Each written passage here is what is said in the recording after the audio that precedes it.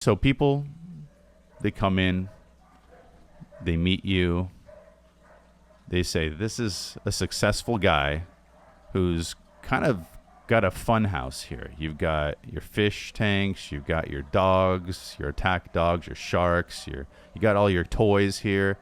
You've been able to be very successful. And I'm really curious because training a dog takes this particular type of person. Not everybody can do this. Has training protection dogs influenced your personal perspective in life, or is it vice versa? Where did you get the discipline and like this type of development, would you say? You know, this environment I work for, this is my second house. I come to work as, it's my second house. I don't come to work. This is my lifestyle. This is what I do. This is what I enjoy, and I do it with a passion, right? Because in my beliefs, if you're doing something that you love and you do it passionate, you will have the success, right? As far as the dogs and all of this stuff, I love animals in general, but one thing that we need to understand when you're working with animal or you have a dog or any other animal, you need to have balance of uh, respect, balance of love, balance of discipline. Because if you're dealing with dogs that they bite, and you don't properly train them how to bite, where to bite, in what situation to bite, that can harm people and that can harm your family as well, right? So, uh, you know,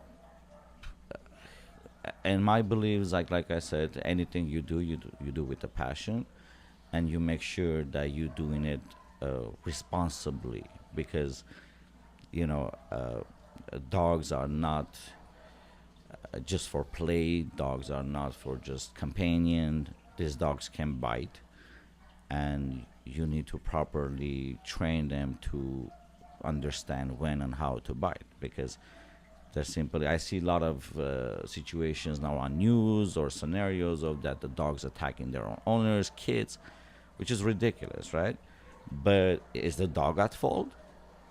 Not really. uh, there is a lot of there is a lot of things involved in this, starting with breeder, how they breed the dogs, starting choice of the dog. People make choices to buy dogs and not training properly, right? Combination of things comes out either a problem or solutions to problems. So, in my beliefs, any person that does something, they should do something they love. They should do something that they believe and understand. And when I say believe and understand and knowledge, I'm not talking about schools. I'm not talking about certificates. You need to really understand what you're doing when you're working with brain, right? Because working with dogs is not just tasks. You're working with the brain. You need to be able to understand this dog and ask and demand or receive fairly. Because a lot of times we ask things from the dogs that they can't do it, right? So you have to really understand, can this dog do that specific task or the training that you're trying to apply? And if not, sure, don't do it, right? Because if you do it, it's going to go wrong way. So, So I guess the answer will be just be responsible and have enough courage to do fair wherever you're doing it. well, tell me, like, how do you think that you turned a passion for dog training into a business? Because most people don't like what they do. Most people are just kind of trudging through life, and here you are. You've got like this amazing facility. It's amazing second home, you would call it. This great lifestyle, and from the outside looking in, it's like, wow, this guy's really enjoying himself. Seems to be like doing everything that he wants to do. Like, how did you do that? If you can give you some advice to people, be like, how did you actually turn your passion into a thriving business? Every successful business in this world uh, came with a passion, right? Or lifestyle. It's a simple thing, right? Let's say we talk about Red Bull. Red Bull is a drink, energy drink, and it's pretty bad for your health. But the way it people see is as lifestyle, energy, sports, activities, and all of this, right? So, uh, and like I said, every business should have, even your staff, your management, you, you have to do it with fun. You have to love what you're doing because, I mentioned it before. 80% of our lives is work. You know, unfortunately, that's what it is because we have too much expenses to cover, so we work a lot. Uh, Imagine 80% of your life you do something that you don't like, you don't love, you don't have a passion about it. That's miserable life, right? So I did have different jobs in my life, different operations, but I found myself in here because, of course, it's a hard business to run. Not It's not the easy one. A lot of people think it's just, it's just the dogs. It's a very hard operation. And I bet you, if you don't love what you're doing, you're gonna fail. So, in my opinion, every person should just do whatever they love. They have a passion about it, and that's when you get success. That's when you get results. Like, how do you think dog training and becoming an expert dog trainer has influenced your life in other ways? Like, has it taught you something else about life? Does it influence the way that you have relationships with other people? I know that sounds weird, but Uh, Look, dogs. It's not only all these years I teach things to the dogs. They taught me too. Uh, Understanding their mentality, their loyalty, their behavior, it changes you as well. There's a reason why I love dogs, right? Uh, their loyalty has no limits. And one thing I respect in this life, it's trust, loyalty, and that's why I respect this animal. And they're so smart to understand, when you're sad, when you're happy, whatever happens, they will never betray you. That's what makes them special for me. And, you know, my type as a person, uh, that's a lot for me. That's my life. That's who I am. Mm. Well, what kind of mindset does it take to be then a good trainer, do you think? Uh, Again, you work with the brain, right? You need to understand what's going on in this dog's head.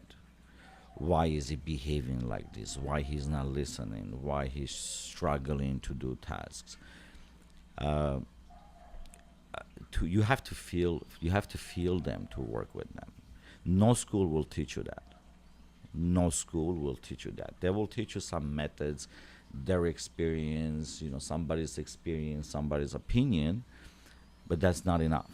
You need to feel the animal. You need to, if you're taking the dog out to train and the dog doesn't want to work, there is a reason for it too. Maybe this dog has some kind of a pain, maybe has some kind of infection, maybe there is something wrong. You're not going to go ahead and force this training. You need to understand why the dog doesn't want to work. What's the reason, right? Forcing it, it will go wrong way. Now, if you don't have that knowledge or that connection with the dog to understand why this dog is behaving in this kind of situation or the way that he's behaving, then how the hell you become a trainer, you know? Like were you always like patient and focused in this way, or did you have to develop that over, say, the years of training dogs? Of course, you develop, you learn every day. Uh, you know, it's not like I know everything about it. I learn every day. Uh, but you need to have that in your soul. You need to be able to understand the behavior. You need to be able uh, feel the animal. Because the way I train is more of a fun.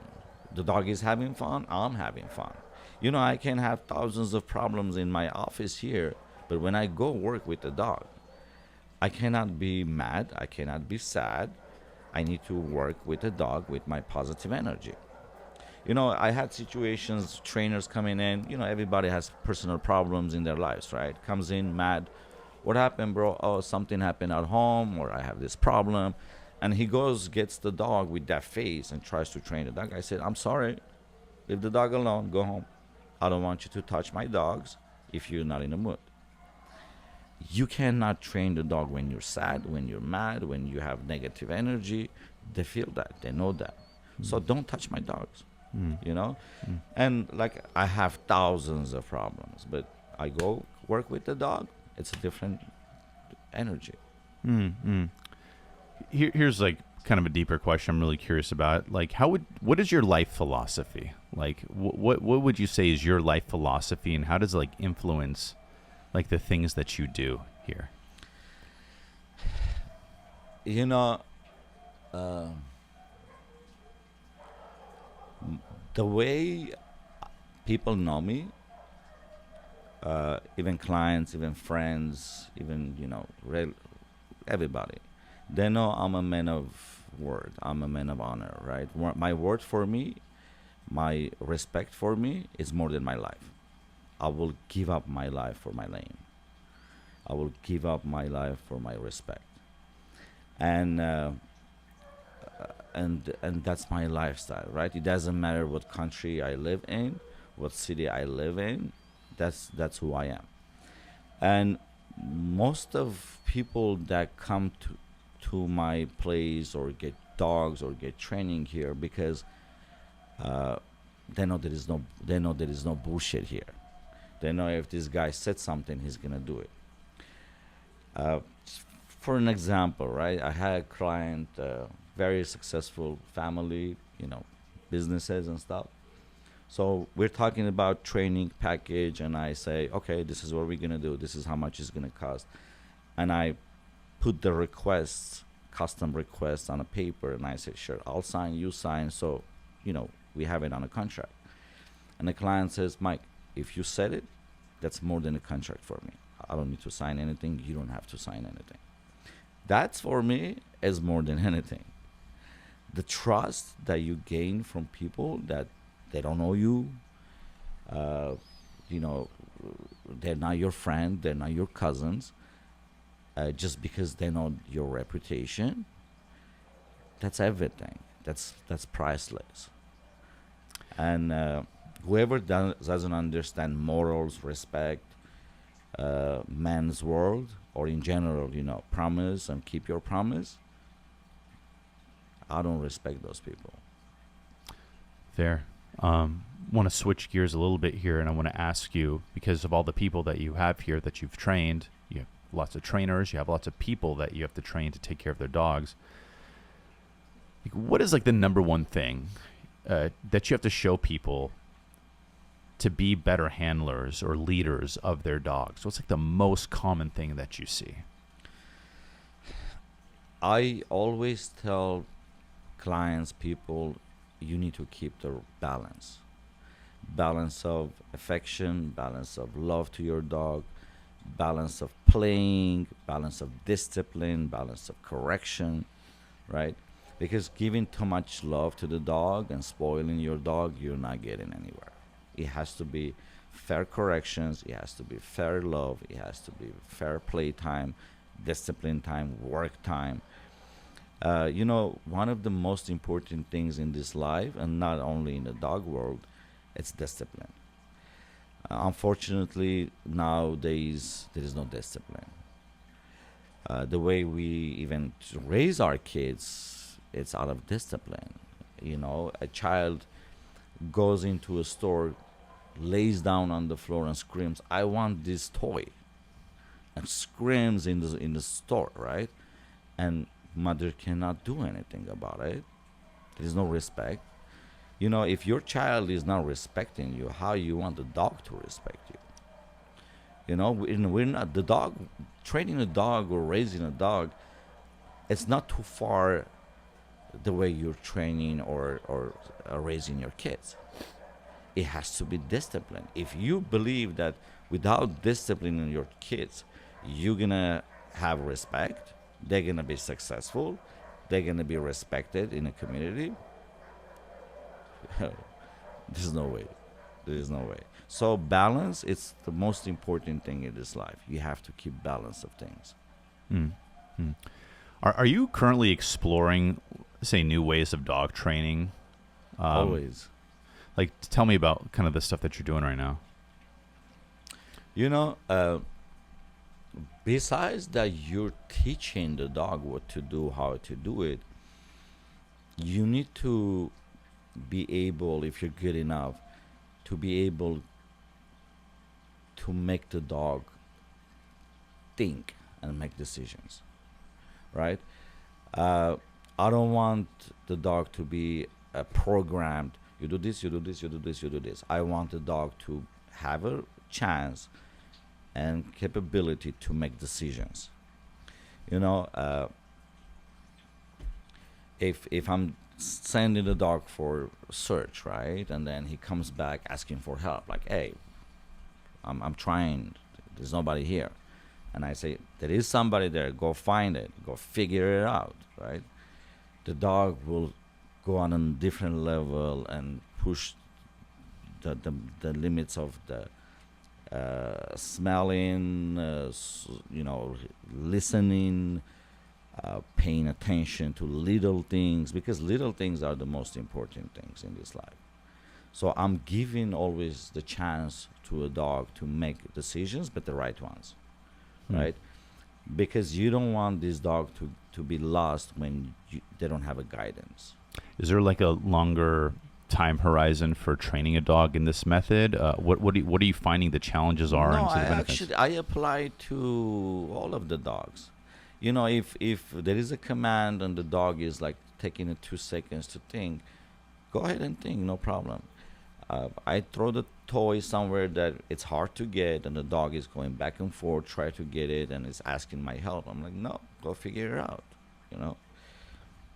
And eventually they do. Now, when they do, they're like, oh shit, I can figure things out. I can go on the next step, you know. I can think 3 steps ahead, right? And same thing, you know what? When my kids were little and they will fall or something, I will not go and grab them. Hey, figure it out. Get up. Go figure it out.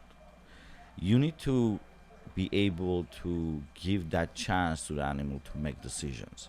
Because if you're always giving your hand, you're helping, that dog is not independent. That dog doesn't have capability of making choices.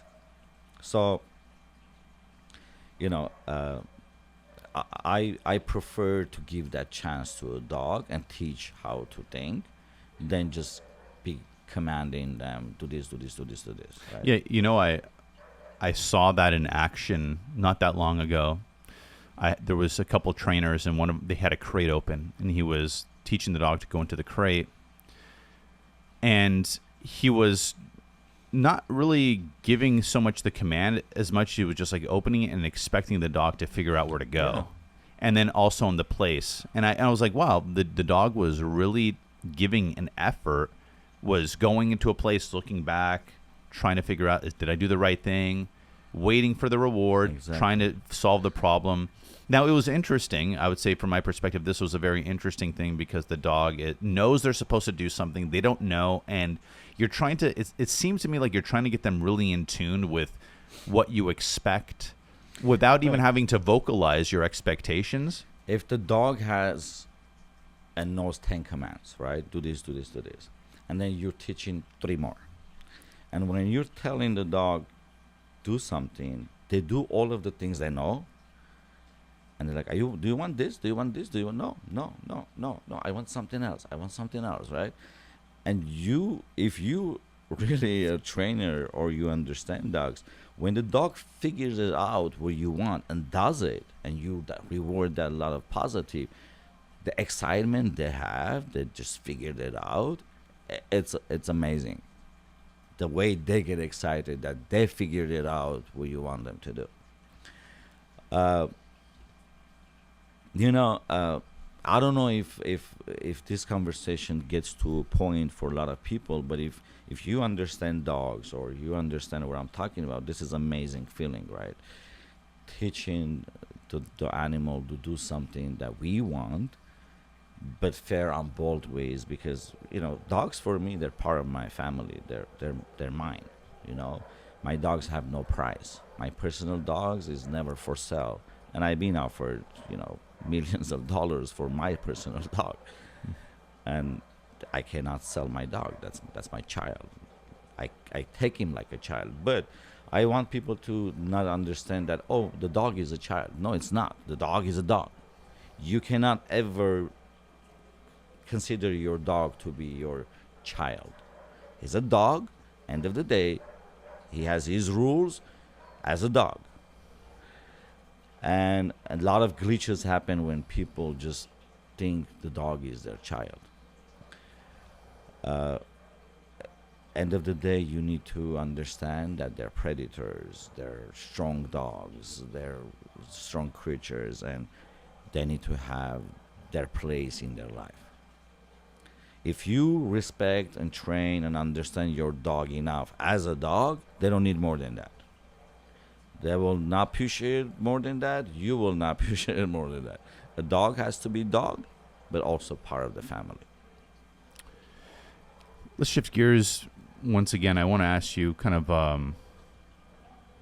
philosophical question in a way. What's one thing that you wish you knew 10 years ago?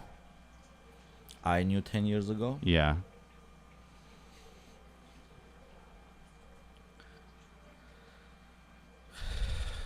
That's a tough one. Doesn't have to be about dogs. It can be really about anything in life. You know,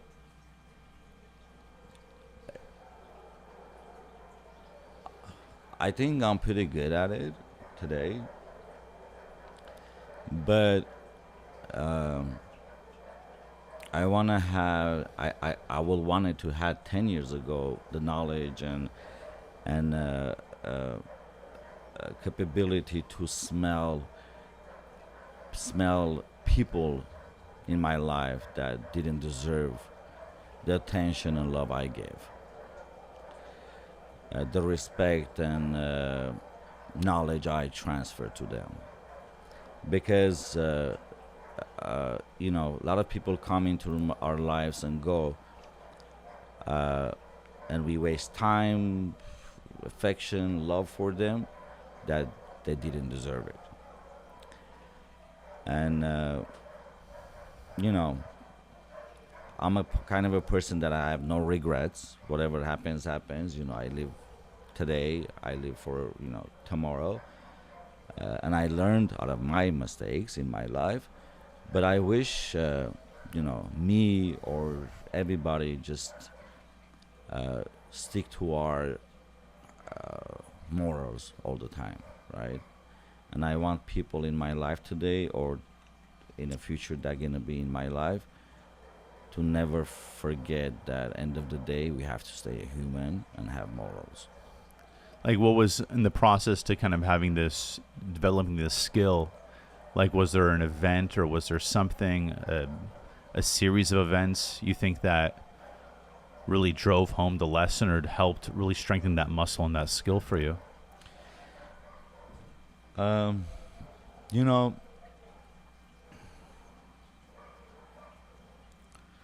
sometimes to learn from this life, you have to go through bad days, right? And I think it's fair, because if everything is good, everything is great, you're so comfortable, there's no issues, no problems, you don't learn.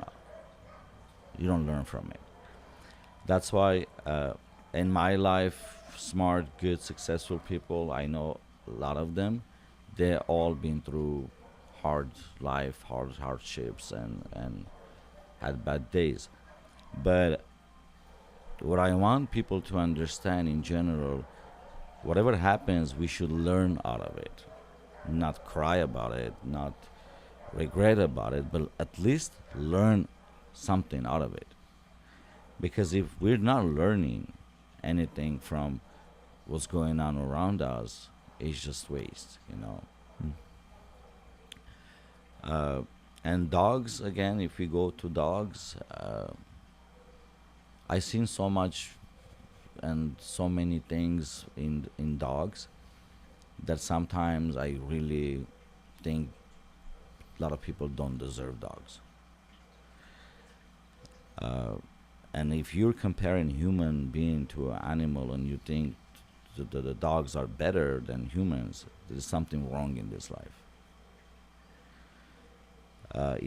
If dogs can be more valuable in our lives or any other animals than humans, that means something is broken.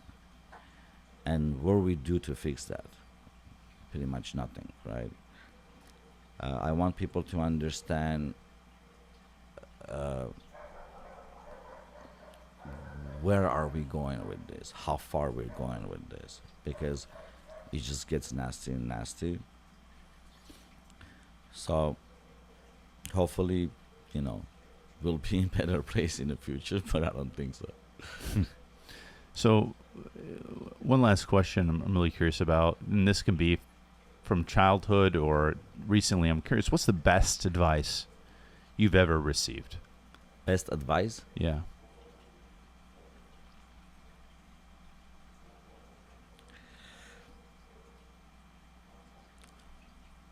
I believe that whatever you do in your life comes back to you.